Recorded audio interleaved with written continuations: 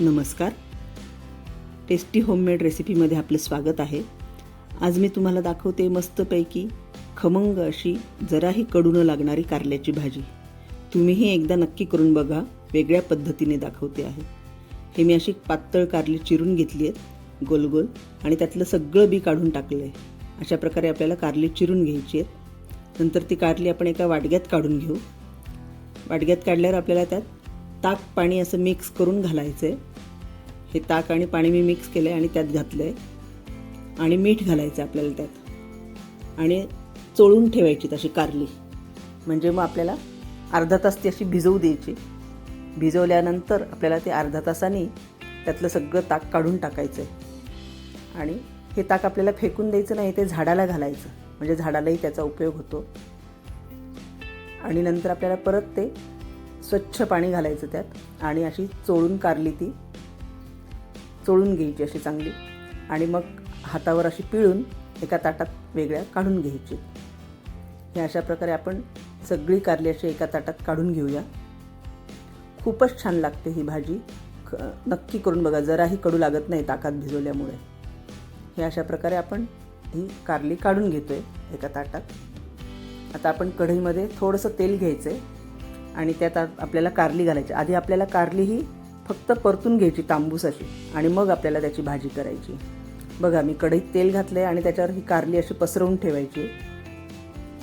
पसरवल्यानंतर ती अशी मोकळी मोकळी होतात. म्हणजे मग ती तांबूस चांगली होतात. हे अशा प्रकारे आपली तांबूस झालीत बघा कारली.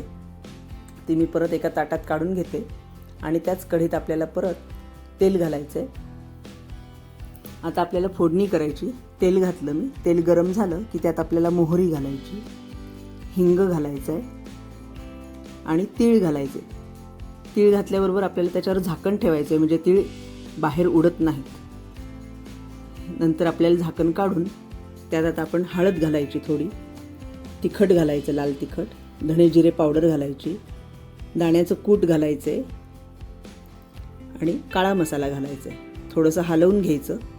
नंतर त्यात आपल्याला टोमॅटो घालायचा आहे आणि मीठ घालायचं आहे. मग हे अशा प्रकारे हलवून घेऊन मीठ आणि थोडी साखर असं घालून घ्यायचं आहे आणि हलवून घ्यायचं आहे. आता आपण आपली जी परतलेली कारली आहे ती त्यात घालायची. ते पण एकदा परत छान व्यवस्थित सगळीकडे मसाला लागला पाहिजे अशा प्रकारे हलवून घ्यायची. आता एकीकडे आपण कढल्यामध्ये तूप घातलं आहे. तुपामध्ये आपल्याला बेदाणे थोडेसे परतून घ्यायचे. हे बघा, असे ते फुगतात छान बेदाणे. ते आपल्याला त्या भाजीत घालायचे, कारल्याच्या भाजीत. त्याच प्रकारे आपल्याला आता तुपामध्ये काजू थोडेसे तांबूस करून घ्यायचे आणि तेही घालायचे. हे बघा, अशा कडल्यामध्ये मी परत काजू घातलेत, काजूचे तुकडे तेही तांबूस केलेत आणि भाजीत घातलेत. ही आपली भाजी तर तयारच झाली आहे. बघा किती छान दिसते, पण छान आहे आणि जराही कडू लागत नाही. चवीला पण भाजी खूप छान लागते. जर कोणाला आवडत नसेल तर अगदी आवडायला लागेल अशी ही भाजी लागते. खमंग भाजी होते अगदी. आपण ते कारली ना तांबूस अशी आपण परतून घेतलीत ना कारली, त्याच्यामुळे खूप खमंग लागते भाजी. तुम्ही पण एकदा नक्की करून पहा.